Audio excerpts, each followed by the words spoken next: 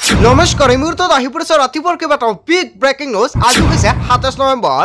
ৰাজ্যৰ প্ৰতিগৰাকী মহিলাৰ একাউণ্টত ১,০০০ টকাৰ পৰা আৰম্ভ কৰি ২,০০০ টকা সোমাব। যদি আপোনাৰ ৰেচন কাৰ্ড আছে তেন্তে অত্যন্ত ভাল খবৰ আহি পৰিছে মহিলাসকলৰ বাবে। লগতে আত্মসহায়ক প্ৰতিজন মহিলাৰ বেংক একাউণ্টত দ্বিতীয় কিস্তি ২৫,০০০ টকা প্ৰদান কৰিব। আপোনাৰ সমষ্টিত ১০,০০০ টকাৰ চেক পাইছে নে নাই কমেণ্ট কৰি জনাই দিব। ৰেচন কাৰ্ডৰ নতুনকৈ আবেদন প্ৰক্ৰিয়া আৰম্ভ হৈছে। যদি আপোনাৰ ৰেচন কাৰ্ড নাই তেন্তে আপোনাৰ বাবে অত্যন্ত ভাল খবৰ। যদি আপুনি চৰকাৰী ঘৰত জিঅ' কৰিছে, চৰকাৰী ঘৰত প্ৰথম কিস্তি টকা সোমাব আপোনাৰ বেংক একাউণ্টত।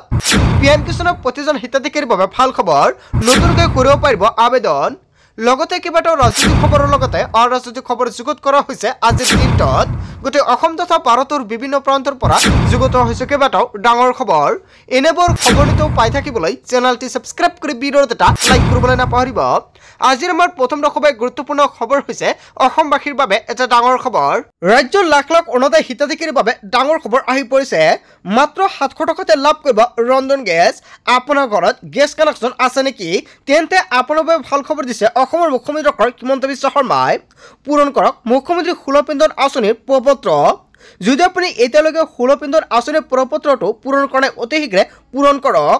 আজি সংগ্ৰহ কৰি লওক আপুনি প্ৰপত্ৰ সংগ্ৰহ কৰি আপুনি পূৰণ কৰক। মুখ্যমন্ত্ৰী সুলভ ইন্ধন আঁচনিৰ অধীনত ৭০০ টকাতে লাভ কৰিব গেছ চিলিণ্ডাৰ। এই প্ৰপত্ৰ পূৰণ কৰি জমা দিলে লাভ কৰিব ২৫০ টকাৰ ৰাজসাহায্য। কোনে লাভ কৰিব এই সুবিধা? লগতে অসমৰ মুখ্যমন্ত্ৰী ডক্টৰ হিমন্ত বিশ্ব শৰ্মাই কাক কাক পূৰণ কৰিবলৈ আহ্বান জনাইছে। প্ৰতিটো ৰন্ধন গেছৰ চিলিণ্ডাৰত অৰুণোদয় হিতাধিকাৰী পৰিয়ালে লাভ কৰিব ৰাজসাহায্যযুক্ত। যদি আপোনাৰ ঘৰত অৰুণোদয় আছে তেন্তে আপোনাৰ বাবে ভাল খবৰ। প্ৰতিটো ৰন্ধন গেছৰ চিলিণ্ডাৰত অৰুণোদয় হিতাধিকাৰী পৰিয়ালে লাভ কৰিব এই ৰাজসাহায্য।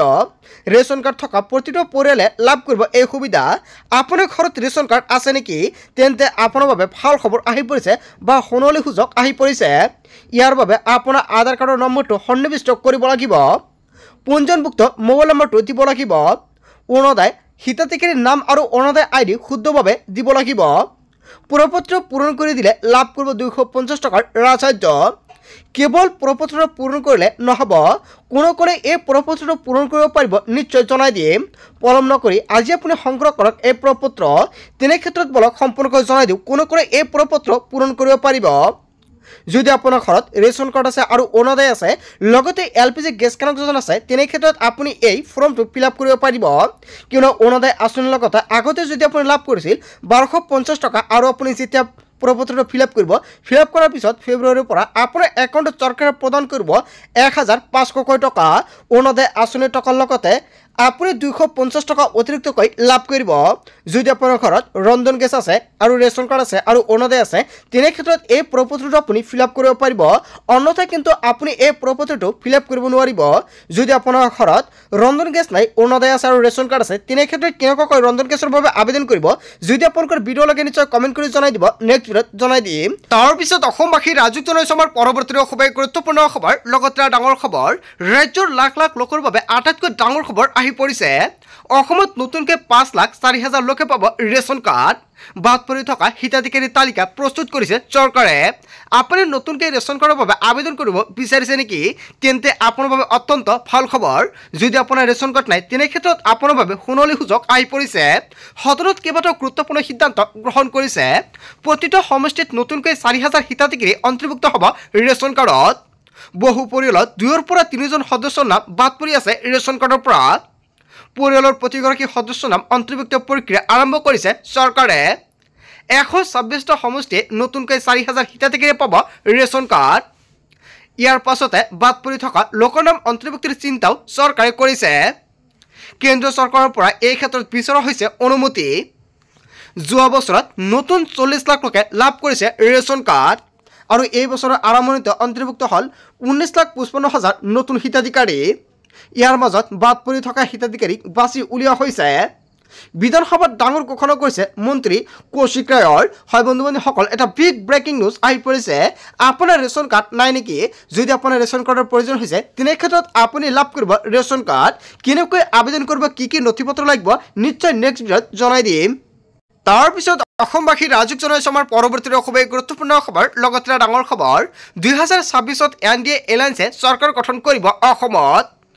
অগপা বিজেপি সকলে মিলি চৰকাৰ গঠন কৰিব। NDA চৰকাৰ গঠন কৰাটো 100% নিশ্চিত। BTCত এতিয়া বিজেপিৰ সৈতে একেলগে চৰকাৰ গঠন কৰিছে BPF-এ আৰু 2 এদিনতে বিজেপিৰ পৰা 2জন ইএম দিয়া হ'ব। বিজেপিৰ পৰা এজন ডেপুটি স্পিকাৰ দিয়া হ'ব, এই মন্তব্য কৰিছে BTCৰ প্ৰধান হাগ্ৰামা মহিলাৰীয়ে। তাৰ পিছত অসমবাসী ৰাজুক জনাইছে আমাৰ পৰৱৰ্তী সভাই গুৰুত্বপূৰ্ণ খবৰ। লগতে ডাঙৰ খবৰ, বিহাৰত কিয় হাৰিল কংগ্ৰেছ? কংগ্ৰেছৰ বিপৰ্যয়ক লৈ হাহাকাৰ লাগিছে কেন্দ্ৰৰ নেতৃত্বৰ। অৱশেষত বিহাৰত 7 কংগ্ৰেছ নেতাক বহিষ্কাৰ কৰিছে কংগ্ৰেছৰ পৰা আৰু 6 বছৰৰ বাবে এইসকল কংগ্ৰেছ নেতাক বহিষ্কাৰ কৰে। অনুশাসন ভংগ আৰু দল বিৰোধী কাৰ্যকলাপত লিপ্ত থকাৰ অভিযোগত বহিষ্কাৰ কৰে কংগ্ৰেছে। বিহাৰ নিৰ্বাচনৰ ফলাফলত স্পষ্ট হৈছে কংগ্ৰেছৰ দলীয় অন্তকন্দল। বিহাৰ নিৰ্বাচনী ফলাফল বেকফুট লৈ গ'ল কংগ্ৰেছক আৰু বিহাৰ নিৰ্বাচনৰ পিছতে অসমকে ধৰি 5খন ৰাজ্যত হ'ব বিধানসভা নিৰ্বাচন। অসম, পশ্চিমবংগ, কেৰালা, তামিলনাডু আৰু পুডুচেৰীত হ'ব বিধানসভা নিৰ্বাচন। তাৰ পিছত অসমবাসী ৰাজুক জনাইছে আমাৰ পৰৱৰ্তী খুবেই গুৰুত্বপূৰ্ণ খবৰ। লগতে ডাঙৰ খবৰ, দেশত আধাৰ কাৰ্ডক লৈ প্ৰযোজ্য হ'ল নতুন নিয়ম। আপোনাৰ আধাৰ কাৰ্ড আছে নেকি? তেন্তে আপোনাৰ বাবে অত্যন্ত ভাল খবৰ আহি পৰিছে। আপোনাৰ আধাৰ কাৰ্ডক সক্ৰিয় কৰি ৰাখিবলৈ কৰিব লাগিব 3টা গুৰুত্বপূৰ্ণ কাম। এতিয়াৰ পৰা কেৱল অনলাইন যোগে হ'ব আধাৰ কাৰ্ড আপডেট। নাম, ঠিকনা, মোবাইল নম্বৰ আপডেট কৰিবলৈ ভৰিব লাগিব 75 টকা। ফিংগাৰপ্ৰিণ্ট ফটো আপডেট কৰিবলৈ ভৰিব লাগিব 125 টকা। 2026 চনৰ 14 জুনলৈকেহে বিনামূল্য হ'ব অনলাইন ডকুমেণ্ট আপডেট। 31 ডিচেম্বৰৰ ভিতৰত পান কাৰ্ডৰ সৈতে লিংক কৰিব লাগিব আধাৰ কাৰ্ড। পান কাৰ্ডৰ সৈতে আধাৰ লিংক নকৰিলে পৰিব আপুনি বিপদত। আধাৰ OTP ভেৰিফিকেশ্যন কৰিয়েই কৰিব পাৰিব KYC। এতিয়াৰ পৰা কেৱল অনলাইন যোগে হ'ব আধাৰ কাৰ্ড আপডেট। দেশত আধাৰ কাৰ্ডক লৈ প্ৰযোজ্য হ'ল নতুন নিয়ম। হয় বন্ধু বান্ধৱীসকল, এটা বিগ ব্ৰেকিং নিউজ আহি পৰিছে। আজিৰ ভিডিঅ'টো সকলোৱে বেছিকৈ শ্বেয়াৰ কৰি দিব। তাৰ পিছত অসমবাসী ৰাজুক জনাইছে আমাৰ পৰৱৰ্তী খুবেই গুৰুত্বপূৰ্ণ খবৰ। লগতে ডাঙৰ খবৰ, অসমৰ পৰা কিমান বিদেশী খেদিলে বিজেপি চৰকাৰে? এনেকুৱাকৈ কেইবাটাও ডাঙৰ প্ৰশ্ন উত্থাপিত কৰিছে বিৰোধীয়ে। অসমত কিমানজন বিদেশী কৰা হৈছে চিনাক্ত? বিধানসভাত কংগ্ৰেছ বিধায়কৰ আব্দুল ৰহিম আহমেদৰ প্ৰশ্ন চৰকাৰৰ উত্তৰ লাগে। 2021 চনৰ পৰা 32,207 জন বিদেশী হিচাপে চিনাক্ত কৰা হৈছে। মাত্ৰ 1,416 জন বিদেশীক বহিষ্কাৰ কৰিছে চৰকাৰে। চৰকাৰৰ উত্তৰক লৈ সৰব হৈ পৰিছে কংগ্ৰেছৰ বিধায়ক আব্দুল ৰহিম আহমেদ। চৰকাৰে গুৰুত্বপূৰ্ণভাৱে লোৱা নাই বাংলাদেশৰ সমস্যা। বাংলাদেশৰ লগত প্ৰত্যৰ্পণৰ কোনো চুক্তি কৰা নাই চৰকাৰে। বিদেশী চিনাক্তকৰণ কৰিলেও ন মেনেজ লেণ্ডতহে থৈ আহিব পাৰিব BSF-এ। প্ৰত্যৰ্পণৰ চুক্তি নোহোৱাকৈ বিদেশী খেদাটো ৰাজনৈতিক পাছা খেল।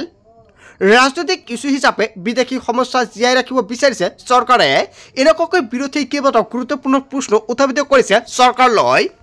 তাৰ পিছত অসমবাসী ৰাজুক জনাইছে আমাৰ পৰৱৰ্তী খুবেই গুৰুত্বপূৰ্ণ খবৰ। লগতে ডাঙৰ খবৰ, 6 জনগোষ্ঠীৰ জনজাতিকৰণৰ কোনোপথে মানি লোৱা নহ'ব।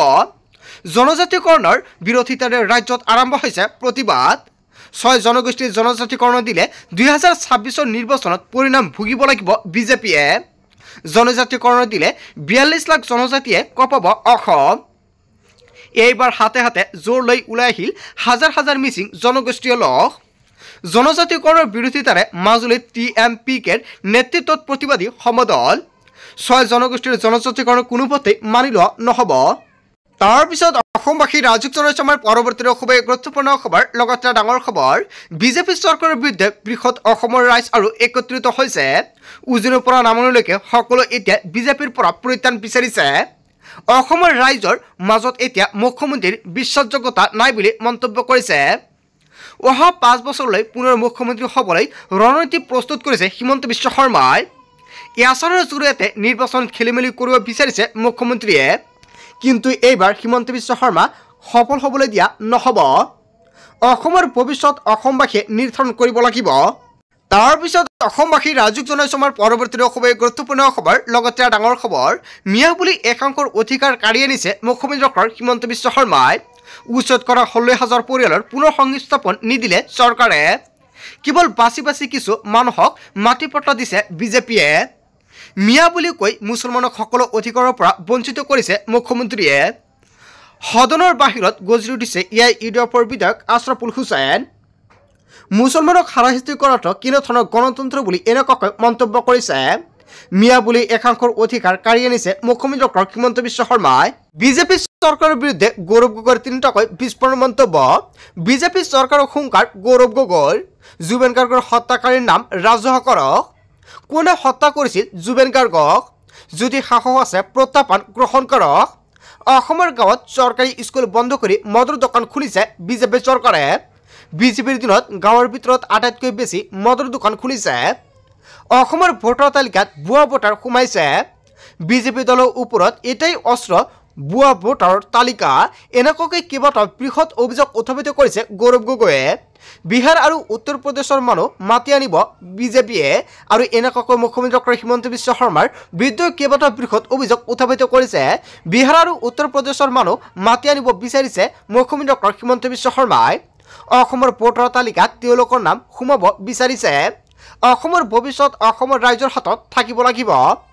কোনো উত্তৰ প্ৰদেশ আৰু বিহাৰৰ ভোটাৰৰ হাতত নহয় মন্তব্য কৰিছে প্ৰদেশ কংগ্ৰেছৰ সভাপতি গৌৰৱ গগৈ তাৰ পিছত অসমবাসী ৰাজুক জনাইছে আমাৰ পৰৱৰ্তী খুবেই গুৰুত্বপূৰ্ণ খবৰ লগতে ডাঙৰ খবৰ আজিৰ পৰা বিললাচি থানাৰ গৰ্জন কপিব থিং এটা বিগ ব্ৰেকিং নিউজ আহি পৰিছে বিললাচি থানাই হুংকাৰ প্ৰদান কৰিছে থিং কপাবলৈ সাজু হৈছে বিললাচি থানা অসমত খিলঞ্জীয়ৰ দপদপনি চলিব লাগিবই কেৱল এয়াই নহয় মাতব্বৰৰ বিৰুদ্ধে আজি থিঙত হ'ব প্ৰতিবাদ খিলঞ্জীয়াক ন্যায় প্ৰদানত ব্যাহত হৈছে আৰক্ষী আৰু প্ৰশাসন থিঙত বিৰলাচি থানাৰ সংবাদমেল থিঙত খিলঞ্জীয়ৰ ভূমি বেদখলক লৈ সৰব হৈ পৰিছে শৃংখল চলিহা আজি বিৰলাচি থানাৰ গৰ্জনত কঁপিব থিং তাৰ পিছত অসমবাসী ৰাজুক জনাইছে আমাৰ পৰৱৰ্তী খুবেই গুৰুত্বপূৰ্ণ খবৰ লগতে ডাঙৰ খবৰ নতুন চৰকাৰ গঠন কৰি ডাঙৰ ঘোষণা কৰিছে নীতিশ চৰকাৰে 1 কোটি যুৱক যুৱতীক চাকৰি প্ৰদানৰ প্ৰতিশ্ৰুতি নতুন বিহাৰ চৰকাৰে হয় বন্ধু-বান্ধৱীসকল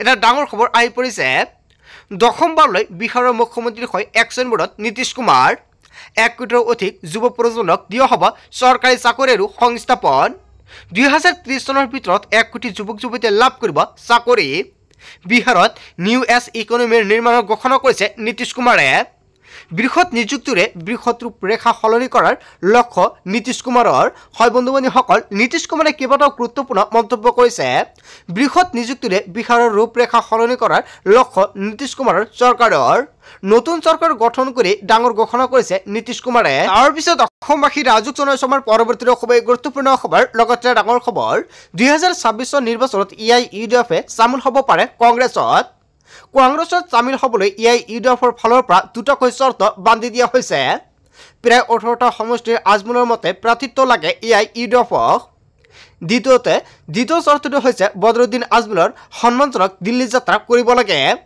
আৰু চৰ্ত মানিলে এআইইউডিএফ দল চামিল হ'ব পাৰে কংগ্ৰেছত শীৰ্ষ সূত্ৰৰ মতে আলোচনা পৰ্যায়ত আছে সম্ভাৱ্য সমীকৰণ ৰাজ্যৰ ৰাজনৈতিক সমীকৰণ সলাই দিব পাৰে বৃহৎ খবৰ 26 নিৰ্বাচনত এআইইউডিএফক চামিল হ'ব পাৰে কংগ্ৰেছত এটা বিগ ব্ৰেকিং নিউজ আহি পৰিছে বন্ধু-বান্ধৱীসকল গোটেই অসম তথা ভাৰতৰ বিভিন্ন প্ৰান্তৰ পৰা যুগত হৈছে কেইবাটাও ডাঙৰ খবৰ এনেবোৰ খবৰটো পাই থাকিবলৈ চেনেলটো ছাবস্ক্ৰাইব কৰি ভিডিঅ'ত এটা লাইক কৰিবলৈ নাপাহৰিব so thank you for watching full video'